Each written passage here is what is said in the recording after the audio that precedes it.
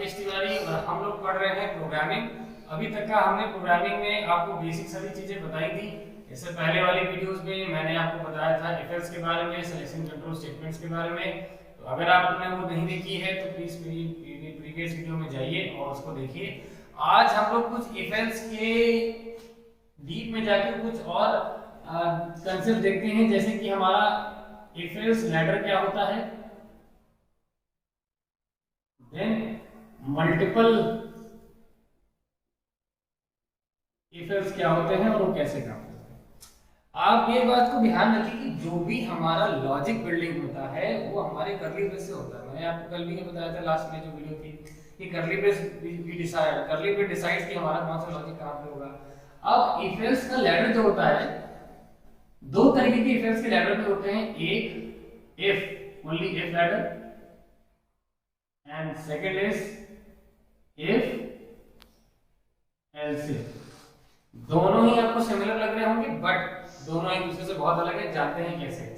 जैसे सपोज करिए मैंने इफ एल्स लैडर लिखा, तो यहां पे लिखूंगा मैं इफ, यहां पे expression, then we'll write was here statement 1, then we'll write if expression, suppose करिए this is 1, this is 2,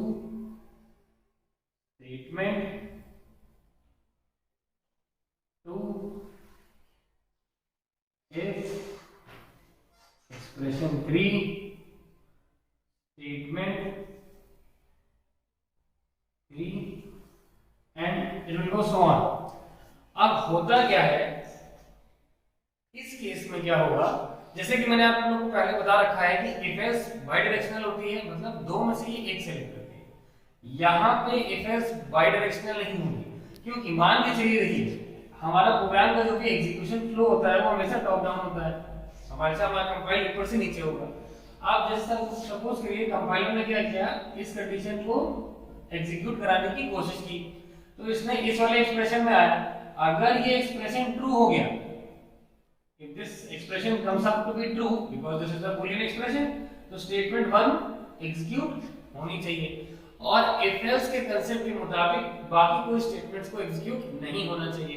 but यहाँ पे क्या हो रहा है, हमने else लगाया ही नहीं, तो यहाँ पे हम क्या करेंगे, अगर ये स्टेटमेंट ट्रू होती भी है और स्टेटमेंट 1 एग्जीक्यूट होता भी है, तब भी ये if else ये वाले इफ में कंट्रोल हमारा दोबारा फिर आएगा, इसको भी चेक करेगा। अगर ये भी if it happens to that this expression also comes out to be true, then this statement will get executed। Similarly इस तरह से expression 3 को भी ये चेक करेगा।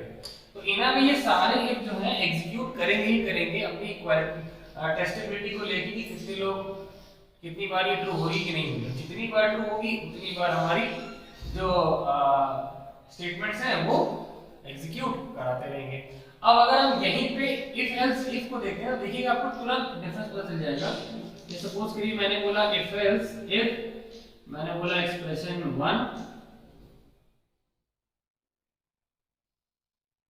Statement 1, else if expression 2, statement 2, else if expression 3, statement 3। अब देखिए, अब ये प्रॉपर पुराने वाले इफ-एल्स को फॉलो करेगा। कैसे कि अगर हमारा ये एक्सप्रेशन जो है ये if it happens to comes out to be true, then this statement will executed और ये सारी बाईपास हो जाएंगी, ये सारी एग्जीक्यूट नहीं करेंगे। क्यों? यहाँ पे इसने एल्स इफ लगा दिया, मतलब कि अगर ये नहीं हो रहा है तो ये होगा, अगर ये हो रहा है तो ये नहीं होगा। अच्छा, इसमें क्या था, इसमें सारे बार-बार एग्जीक्यूट करेंगे टेस्ट करने की कंडीशन को, लेकिन इसमें सारे नहीं करेंगे। जो भी आपका ट्रू होगा बाकी सारे आपके बाईपास कर देंगे, क्योंकि हमने सब में क्या लगा रखा है, एल्स इफ लगा रखा है। तो इनमें से इस पूरे सेगमेंट से भी हमारे दो में से एक ही सिलेक्ट होंगे, या तो हमारा ये सिलेक्ट होगा तो ये सब नहीं होंगे, ये सिलेक्ट होगा तो ये दोनों नहीं होंगे। तो इसकी जनरली अगर आप लोगों को बहुत लोगों को कॉम्प्लेक्सिटी के बारे में पता हो, अभी हम लेटर ऑन डिस्कस करेंगे अपने वीडियोस में, तो इसकी कॉम्प्लेक्सिटी हमेशा कम आती है, क्योंकि जो भी सेलेक्ट होते हैं दूसरे वाले में एग्जीक्यूशन टाइम ज्यादा जाएगा, इसमें एग्जीक्यूशन टाइम कम जाएगा। क्यों? इस वाले में कोई दो में से एक ही सेगमेंट रन करेगा, लेकिन इस वाले में सारे सेगमेंट एग्जीक्यूट तो करेंगे ही करेंगे, रन जितने भी होते हैं वो तो बाकी वाले तो आपके कोड पे डिपेंड करेगा। बट इसकी क्या होंगे, अब इसके बाय डायरेक्शनली होंगे, मतलब दोनों में से कोई एक ही सेलेक्ट होगा। तो मेरा आपको ये बताने का यही मतलब था कि इफ लैडर और इफ एल्स इफ लैडर में क्या फर्क होता है। सेकंड चीज, आपको इसमें कर्ली ब्रेसेस का बहुत ध्यान रखना होगा। बच्चे क्या करते हैं, कभी-कभी ये कर्ली ब्रेस हटा देंगे और ये लगा देंगे। अब ये हटा दिया और ये लगा दिया तो ये कर्ली ब्रेस आपका लॉजिक है वो गड़बड़ कर देगा। सेकंड थिंग क्या करते हैं, कभी-कभी ये कर्ली ब्रेस हटा देंगे और ये इसमें लगा देंगे। अब देखिए अगर देखा जाए तो ये कर्ली ब्रेस हटाने के चक्कर में देखिए ये वाला एल्स जो है इसके अंदर आ गया, which is again a fault, it will come to be an error, हां, जो कि एक लॉजिकल एरर जनरेट करेगी। अगर सिंटैक्स देखा जाए तो भाई सिंटैक्स से देखिए ये खोल रहा है, ये बंद हो रहा है तो बंद होना चाहिए, तो सिंटैक्स एरर तो आपको नहीं, बट ये error will come to be a logical error जब आप इस इफ को इसके अंदर डालेंगे। तो आपका क्या होगा, लॉजिकल एरर से क्या होता है, बेसिकली लॉजिकल एरर से आपका प्रोग्राम कंपाइल तो कर जाएगा पर उसका आपका जो आउटपुट डिजायर्ड आना चाहिए वो नहीं आएगा। तो ये हमारा इफ लैडर था और इफ एल्स लैडर था। अब देखिए मल्टीपल इफ में क्या होता है, मल्टीपल इफ में ये होता है कि हमारे इफ के अंदर इफ होता है, we can say it a nested if also. हम मल्टीपल इफ को नेस्टेड इफ भी कह सकते हैं।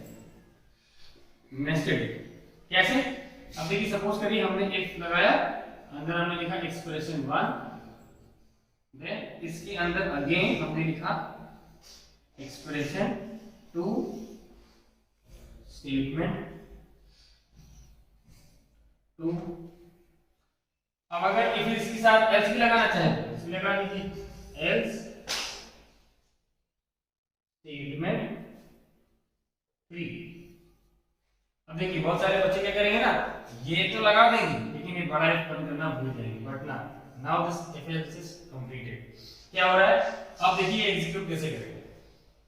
अगर ये वाला expression comes out to be true तब तो ये इस कंडीशन के अंदर जाएगा, जैसे कि हम क्या बोलते हैं कि अगर लड़का 18 साल का है तभी वो वोट करने के काबिल है। तो पहले तो मैंने दो चीज डिसाइड कर दिया, लड़का है that means gender should be male.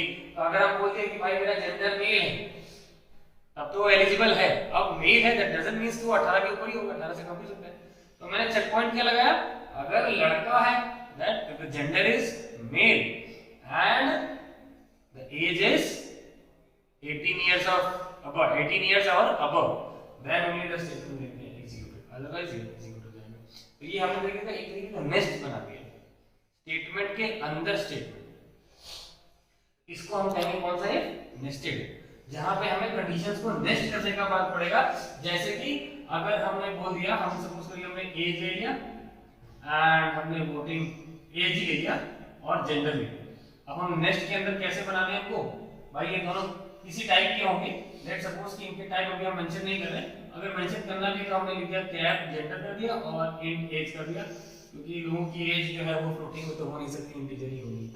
तो हमने एज मेंशन कर दिया, जेंडर मेंशन कर दिया। अगर इसको इसके अंदर दर्शाना है तो कैसे करें, इफ जेंडर, ये सारे लैंग्वेजेस के ऊपर एप्लीकेबल है, पर्टिकुलरली किसी लैंग्वेज के ऊपर नहीं है, gender is equal to M और का साइन भी मैंने लगाया है, जेंडर इक्वल टू स्मॉल, क्योंकि भाई अब हम इनपुट करते समय या जेंडर टाइप करते समय ये तो नहीं देखेंगे ना कि हमारे जेंडर में कैपिटल हमने इनपुट दिया है या स्मॉल इनपुट दिया, तो हमने यहाँ से दोनों को चेक करा दिया।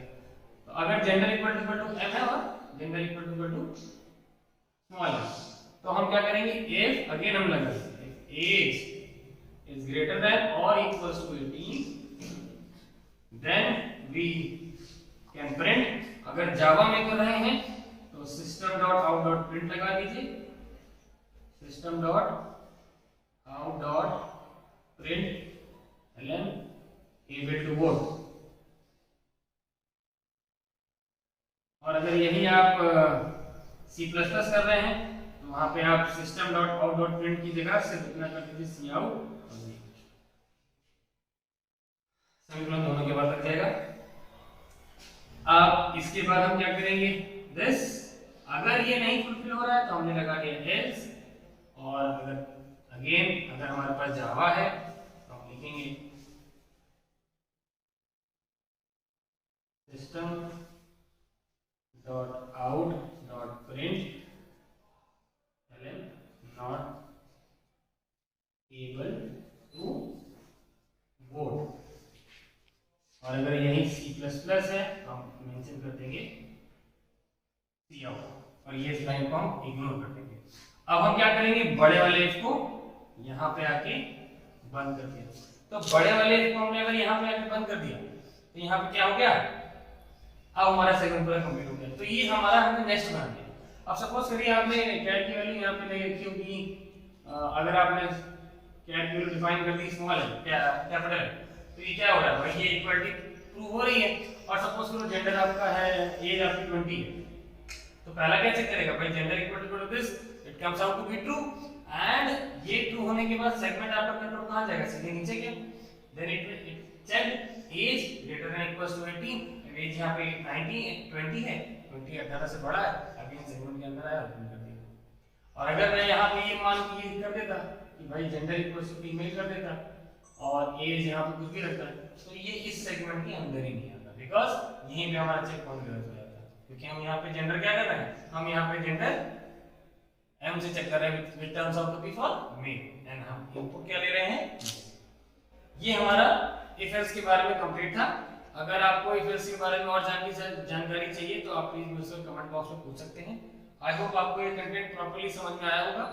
अगर समझ में आया हो तो please give me a like, share my video, subscribe my channel and keep watching my channel.